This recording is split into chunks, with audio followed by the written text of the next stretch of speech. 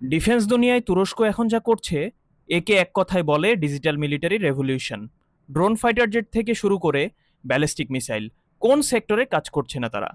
আর এবার তারা হাত বাড়িয়েছে সমুদ্রের গভীরে।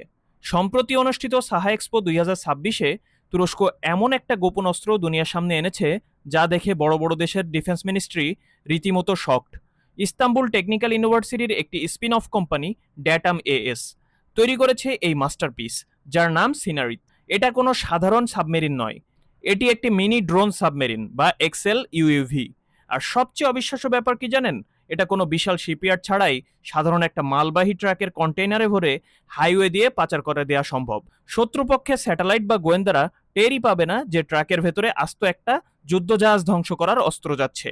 আজকের ভিডিওতে আমরা ড্যাটাম কোম্পানির এই সিনারিতের সব ভেতরের খবর সম্পর্কে জানবো এর নিখুঁত সাইজ, স্পেসিফিকেশন, কিভাবে একটা ট্রাকে এটা ফিট হয়, বর্তমানে এটি অপারেশনের জন্য প্রস্তুত কিনা, তুরস্কের আর কি ড্রোন সাবমেরিন আছে, এবং তুলনামূলক বিশ্লেষণ করব আমেরিকা, ফ্রান্স এবং চীনের ড্রোন সাবমেরিনের সাথে। সো স্কিপ না করে পুরো ভিডিওটা দেখতে থাকুন। আসসালামু আলাইকুম ওয়া রাহমাতুল্লাহি ওয়া বারাকাতুহু। আচ্ছা, মূল আলোচনায় যাওয়ার আগে একটা বেসিক জিনিস ক্লিয়ার করা যাক। এই যে বারবার বলছি ড্রোন সাবমেরিন, এটা আসলে কি জিনিস আর একে ড্রোনই বা বলা হচ্ছে কেন? খুব সহজ ভাষায়, আমরা আকাশে যে ড্রোন উড়াতে দেখি সেগুলোতে কিন্তু কোনো পাইলট থাকে না। রিমোট দিয়ে বা কম্পিউটারের সাহায্যে এগুলোকে দূর থেকে নিয়ন্ত্রণ করা হয়। ঠিক একই টেকনোলজি যখন সমুদ্রের নিচে সাবমেরিনে ব্যবহার করা হয় তখন তাকে বলা হয় ড্রোন সাবমেরিন, বা টেকনোলজিক্যাল ভাষায় UUV, unmanned under water vehicle. আর বড় আকারের হলে XL UUV, extra large unmanned under sea vehicle. অর্থাৎ এই সাবমেরিনের ভেতরে কোনো ক্যাপ্টেন বা ক্রু থাকে না। পুরো সাবমেরিনটা চলে আর্টিফিশিয়াল ইন্টেলিজেন্স, এআই, বা দূর থেকে বসে থাকা কোনো অপারেটরের কমান্ডে। মানুষ না থাকার কারণে পানির নিচে মানুষের জীবনের কোনো ঝুঁকি থাকে না। আর এটাই একে যুদ্ধক্ষেত্রে সবচেয়ে বড় গেম চেঞ্জার বানিয়ে তুলেছে।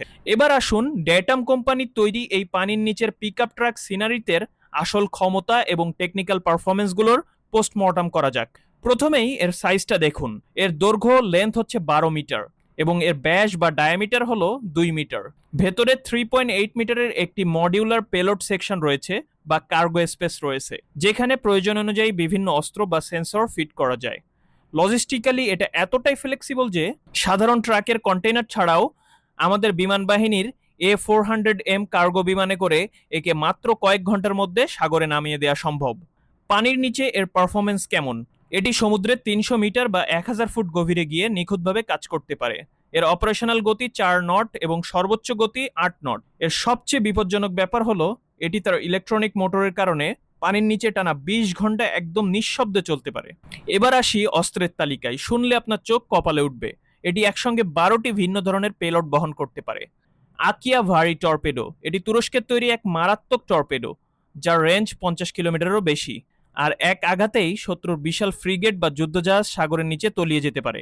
এটি 2 পিস বহন করতে পারবে সিনারিট। ওরকা হালকা টর্পেডো, এর রেঞ্জ 25 কিলোমিটারেরও বেশি। ছোট ছোট বোট বা করভেট ধ্বংস করতে এটি ওস্তাদ। এটি একসাথে 6 পিস নেওয়া যায়। তাছাড়াও রয়েছে আতমাজা এবং চাকির মিসাইল। আতমাজার রেঞ্জ 250 কিলোমিটার এবং চাকিরের রেঞ্জ 150 কিলোমিটারেরও বেশি। এগুলো অ্যান্টিশিপ মিসাইল যা পানির নিচ থেকে সারপ্রাইজ অ্যাটাক করবে এবং উপরে গিয়ে জাহাজগুলোকে অথবা অথবা সমুদ্রের উপরে চক্কর কাটা বিভিন্ন যানবাহনকে আঘাত করবে। জেসগিন ক্রুজ মিসাইল, এটি হলো তুরস্কের নিজস্ব টমাহক মিসাইল। এর রেঞ্জ 1000 কিলোমিটারেরও বেশি। পানির নিচ থেকে এই মিসাইল ছুড়ে শত্রুর দেশের ভেতরের বিমান ঘাঁটি উড়িয়ে দেওয়া সম্ভব। ধারণা করা হচ্ছে এই জেসগিন মিসাইলটি বহন করতে পারবে এই ড্রোন সাবমেরিনটি। মালামান স্মার্ট মাইন, যেটিও কিনা এটি বহন করতে পারবে বলে ধারণা করা হচ্ছে। এটি 12 পিস মাইন একসাথে সমুদ্রের তলায় বিছিয়ে দিতে পারে। এই মাইন শত্রুর জাহাজের প্রোপেলার শব্দ শুনে চিনতে পারে যে কোনটা বন্ধু আর কোনটা শত্রু। এছাড়া এতে বাইকারের তৈরি ড্রোন সোয়ার্ম, গোগদোয়ান আকাশ প্রতিরক্ষা মিসাইলও যুক্ত করার অপশন রয়েছে। অনেকের মনে এখন প্রশ্ন আসতে পারে, ভাই এত সব তো বললেন, কিন্তু সিনারিত কি শুধু কাগজ কলমেই আছে নাকি আসলেই সাগরে নেমেছে? এটি কি এখন অপারেশনের জন্য রেডি নাকি? আপনাদের জানিয়ে রাখি, গত 14 এপ্রিল 2026 তারিখে সিনারিতের প্রথম মানবহীন সফল সমুদ্র পরীক্ষা বা ডাইভ টেস্ট সম্পন্ন হয়েছে। এটি ইতোমধ্যেই সাগরে নামার জন্য পুরোপুরি প্রস্তুত। বর্তমানে এটি তুরস্কের নৌবাহিনীর জন্য বিভিন্ন সেন্সর, টর্পেডোর পরীক্ষামূলক প্ল্যাটফর্ম হিসেবে সাগরে কাজ করছে। এর মানে হলো খুব শীঘ্রই এটি পুরোপুরি সামরিক কার্যক্রমে বা ফুল অপারেশনে যুক্ত হতে যাচ্ছে। এখন প্রশ্ন হতে পারে, সিনারিতে এমন কি নতুন টেকনোলজি আছে যা পৃথিবীতে প্রথম? প্রথমত, এর মার্জান 100 সিস্টেম। সাধারণ সাবমেরিনে ওপরের দৃশ্য দেখার জন্য কাচের পেরিস্কোপ থাকে, কিন্তু আসেলসানের তৈরি এই মার্জান 100 এতে রয়েছে থার্মাল, ডেলাইট বা ইনফ্রারেড ক্যামেরার ফিউশন। এটি পানির ওপরের সব ডেটা একসাথে প্রসেস করে অপারেটরকে একটি ক্রিস্টাল ক্লিয়ার ডিজিটাল ভিউ দেয়। দ্বিতীয়ত, এর ভেতরের ছোট ছোট রিমোটলি অপারেটেড রোবট বা আরওভি লুকানো থাকে। সিনারির সমুদ্রের তলদেশে গিয়ে এই রোবটগুলোকে বের করে দিতে পারে। এই রোবটগুলো কি করবে জানেন? এরা শত্রুর বিছানো মাইন খুঁজে ধ্বংস করতে পারে। আবার চাইলে যুদ্ধাবস্থায় সমুদ্রের তলদেশে দিয়ে যাওয়া শত্রুপক্ষের ইন্টারনেট বা কমিউনিকেশন সাবমেরিন কেবল কেটে দিতে পারে এবং শত্রু দেশের বা শত্রুপক্ষের সাবমেরিন সিস্টেমকে ব্লাইন্ড করে দিতে পারে। তুরস্ক কিন্তু শুধু সিনারিত বানিয়েই শান্ত বসেনি, তাদের নেভাল ড্রোনের বহর বেশ বড়। যেমন ধরুন এসটিএম নেটা 300, এটি একটি ডেডিকেটেড মাইন শিকারী ড্রোন। মাত্র 300 মিটার গভীরতায় গিয়ে টানা 24 ঘন্টা কাজ করতে পারে এটি। আর সাইজে এতই ছোট যে মাত্র 2জন মানুষ মিলেই এটি তুলে ট্রাকে বা বোটে রেখে দিতে পারে। আরেকটা আছে আসেলসানের তৈরি কিলিচ। এর মধ্যে কিলিচ 10 এবং কিলিচ 200 দুইটা মডেল রয়েছে। পানির নিচে ক্যামিকাজি বা আত্মঘাতী সুইসাইড ড্রোন হিসেবে কাজ করে এগুলো। কিলিচ 200 এর রেঞ্জ 100 থেকে 200 নটিক্যাল মাইল। এর কাজ হলো বিস্ফোরক নিয়ে চুপচাপ গিয়ে শত্রু সাবমেরিন বা জাহাজের গায়ে সুইসাইডাল ব্লাস্ট করা। এখন আপনারা বলতেই পারেন, ভাই আমেরিকা, ফ্রান্স, চীন কি বসে বসে আঙ্গুল চুষছে? তাদের কাছে কি এমন কিছু নেই? অবশ্যই আছে। আমেরিকার বোয়িং কোম্পানি তৈরি করেছে অর্কা এক্সেল ইউইভি।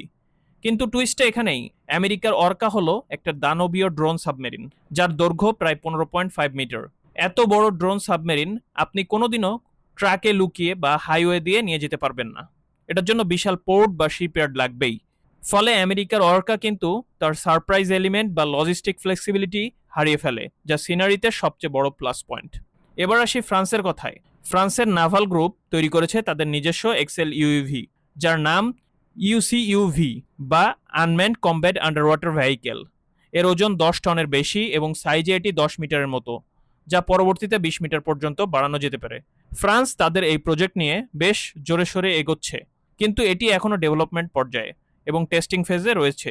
ফ্রান্সের ড্রোনে ভালো মানের সেন্সর ব্যবহার করলেও সিনারিতের মতো একই সাথে এত ধরনের মিসাইল, আতমাজা, গেজগিন এবং টর্পেডো লঞ্চ করার মতো ক্ষমতা ফ্রান্সের এই ড্রোন সাবমেরিনে দেখাতে পারেনি তারা। অন্যদিকে চীনও কিছু মিনি সাবমেরিন বা ইউইভি নিয়ে কাজ করছে, কিন্তু সেগুলোর মডুলারিটি এবং 12 ধরনের ভিন্ন পেলোড একসাথে ফায়ার করার ক্ষমতা এখনো কোনো গ্লোবাল মার্কেটে প্রমাণিত নয়।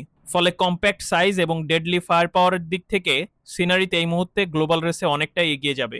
তো আপনারা চিন্তা করে দেখুন, আজ যদি তুরস্কের কাছে ডেটামের তৈরি 40 থেকে 50টি সিনারি ড্রোন সাবমেরিন থাকে, তবে ভূমধ্যসাগর বা এজিয়ান সাগরের শত্রুপক্ষ কিন্তু ভুলেও তুরস্কের জলসীমা অবরোধ করার সাহস পাবে না, কারণ তারা জানে কোন দিক থেকে নিঃশব্দে এসে একটা অর্কিয়া টর্পেডো তাদের জাহাজ ফালি ফালি করে দেবে, কেউ টের পাবে না।